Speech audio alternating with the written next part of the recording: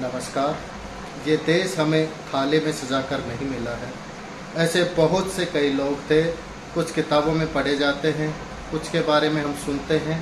ऐसे ही एक लीडर के बारे में मैं आपसे आज बात करना चाहता हूँ, जिनके जन्म दिवस को नेशनल यूनिटी डे के रूप में सेलिब्रेट किया जाता है। सरदार पटेल। सरदार वल्लभ भाई पटेल के बारे में आपको टेक्स्ट बुक्स में इतना ज़्यादा पढ़ने को नहीं मिलेगा, क्योंकि शायद पटेल भी उन अनसंग हीरोज़ की लिस्ट में आते हैं जिनका नेशन के प्रति जो कंट्रीब्यूशन रहा है उसको आज की युवा पीढ़ी को समझाना बेहद ज़रूरी है। ये समय है आज़ादी से पहले का। ये वो समय था जब इलेक्शंस होने वाले थे और इलेक्शन से कुछ ही समय पहले ये बात पता चल चुकी थी कि अब जब अंग्रेज़ों का जो शासन है वो ख़त्म होने वाला है, तो अब नए देश का जो प्रधानमंत्री होगा वो कौन होगा। मैं आपको बताना चाहता हूं कि उस समय कांग्रेस वर्किंग कमेटी हुआ करती थी और कांग्रेस वर्किंग कमेटी जो भी अध्यक्ष को चुनेगी वो आने वाले फ्यूचर का प्रधानमंत्री होगा, क्योंकि उससे पहले इंटरिम गवर्नमेंट बनने वाली थी। मैं आपको ये बता दूं, और आप में से बहुत सारे छात्रों को ये पता भी होगी कि 15 मेंबर की जो वो कांग्रेस वर्किंग कमेटी थी उसमें से 12 लोगों ने सरदार वल्लभ भाई पटेल को चुना था। वो चाहते थे कि पटेल उनकी अध्यक्षता करें, लेकिन महात्मा गांधी जी कुछ और ही चाहते थे और गांधी जी का जो भी फरमान था पटेल ने उनको सर आंखों पर रखा। गांधी जी ने पटेल के जिम्मे एक बहुत बड़ी जिम्मेदारी रखी।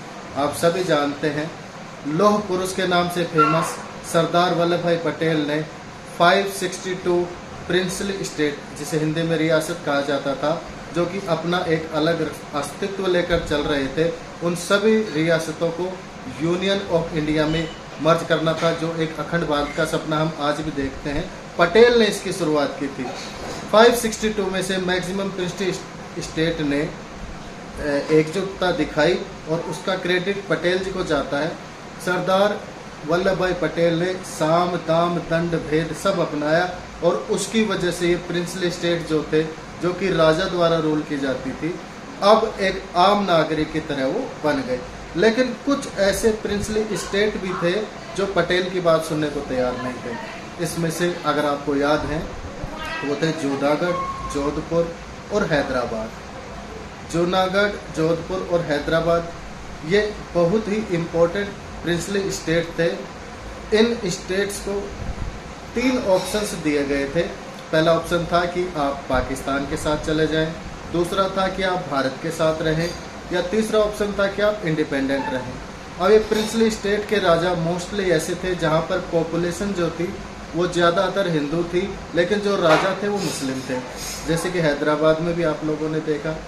लेकिन वहाँ पर सब कुछ किया गया।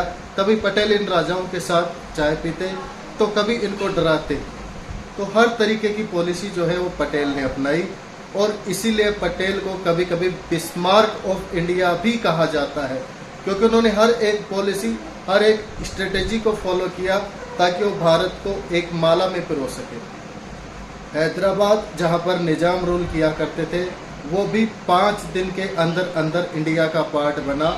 इसे सरदार पटेल 1948 में हिंदुस्तान में मिलाया गया। आप ये जानते हैं कि जो पार्ट्स, जो रियासतें हैं, अगर भारत में नहीं मिलते तो ये एक बहुत बड़ा स्ट्रेटेजिकल चैलेंज हो जाता, वो भारत के सामने आज तक बना रहता। पटेल के रूप में मैं आपको 2-3 चीज़ें बताना चाहता हूँ। एक, जहाँ पर इनकी दयादिली दिखती है कि इनको कांग्रेस वर्किंग कमेटी ने अध्यक्ष चुनने के बावजूद भी इन्होंने गांधी जी की बात को मायने दिए, गांधी जी की बात को सुना। इससे पता चलता है कि इसे कोई फर्क नहीं पड़ता कि हम या हमारे पास कौन सा टाइटल है, हम किस पद पर आसीन हैं, डिपेंड करता है कि हम रेस्पॉन्सिबिलिटी लेने के लिए तैयार हैं या नहीं हैं। इसलिए पटेल ने अपने ईगो, टाइटल, इन सब चीज़ों को छोड़कर उनके लिए सबसे इम्पोर्टेंट था कि भारत की रेस्पॉन्सिबिलिटी को अपने कंधों पर लिया और मिनिस्ट्री ऑफ होम अफेयर्स पहले मिनिस्टर वो बने। इस तरीके से पटेल ने एक ऐसी मिसाल पेश की कि आपको लाइफ में बस आगे बढ़ना है, चैलेंजेस का सामना करना है, चाहे आपको कोई अप्रिशिएट करे या नहीं करे, उससे कोई फ़र्क नहीं पड़ता। अगर आप सच्चे हैं, दृढ़ हैं और अपनी राह पर चल रहे हैं और रेस्पॉन्सिबिलिटी को आप तवज्जो देते हैं तो लाइफ में आपको जो है आपका नाम स्वर्णिम अक्षरों में लिखा जाएगा। तो एक छोटा सा